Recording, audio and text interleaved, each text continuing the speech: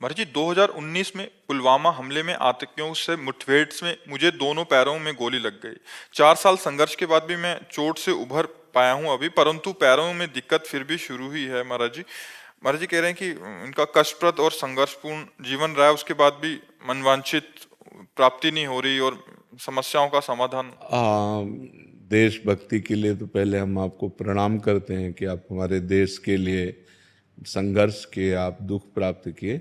बकाया जब तक हम अध्यात्म के द्वारा अपने पूर्व पापों का नाश नहीं कर देते, तब तक हमारी जो अंदर की चाहत है वो पूर्त नहीं होती। बाहरी चाहत पूर्त होना हमारे अंदर की मांग नहीं है, बात समझ लेना। क्योंकि फाइनल में जब हम यहाँ से जाते हैं, चूंकि हम शरीर तो है नहीं, तो शरीर यहीं छूटता है। तो शरीर के साथ जितना कमाया हुआ होता है वो सब यहीं छूट जाता है। शरीर के संबंधी यहाँ छूट जाते हैं। फाइनल में आपके पास क्या होता है? आपका किया हुआ कर्म, पाप कर्म या पुण्य कर्म। लेकिन अंदर की जो मांग है वो सुख है, वो शांति है।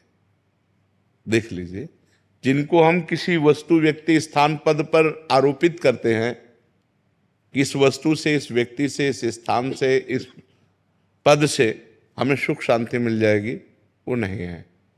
उन पदों को प्राप्त भी लोग अशांत हैं, क्योंकि हमारी पद की मांग नहीं है, हमारी आनंद की मांग है, हमारी सुख की मांग है, हमारी शांति की मांग है। शांति, आनंद ये जगत के किसी भी व्यक्ति, वस्तु, स्थान, पद, प्रतिष्ठा में नहीं है, ये परमात्मा में है। हम परमात्मा के अंश हैं। जब तक हमें परमात्मा की प्राप्ति नहीं होगी, तब तक पूर्णता नहीं होगी। नहीं तो आप तो मान लो अपने हृदय की केवल बात जानते हो। हमारे पास भगवान की कृपा से हर पद प्रतिष्ठा वाले लोग आते हैं, तो एक जन साधारण आदमी जैसे परेशान है ना, ऐसे वो परेशान है। एक जन साधारण आदमी छोटी वस्तु के लिए परेशान है, उसकी थोड़ा बड़ी मांग है, लेकिन परेशान वो भी है। परेशान वही नहीं है जिसने अपने चित्त को भगवान से जोड़ दिया है।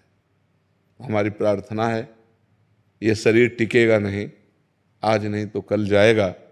वो कार्य कर लो जिस कार्य के लिए आए हो।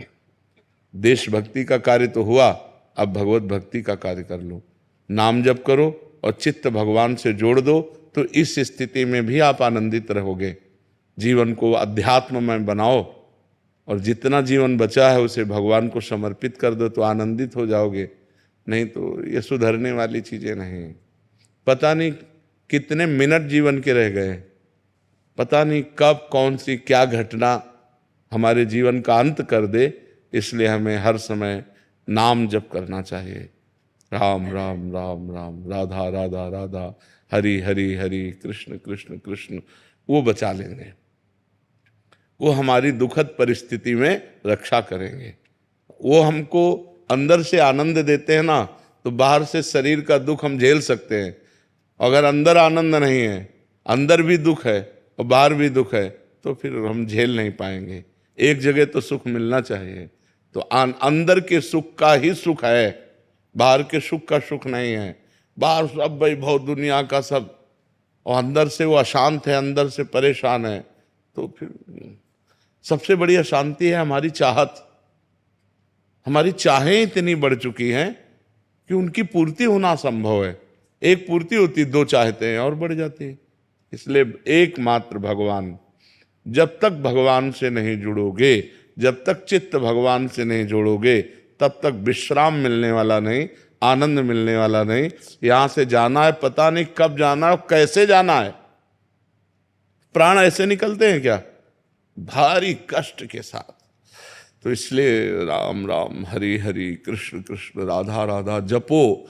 तुम्हारे पाप नष्ट हो, तुम्हारा मंगल हो। बिना अध्यात्म के तुम्हारा जीवन बिल्कुल सुखी नहीं रहेगा, चाहे जो कुछ एकत्रित कर लो। ये आपका साहसी और परोपकार युक्त कार्य रहा, जो आप हमारे राष्ट्र के लिए अपने शरीर को कष्ट में डाले हैं।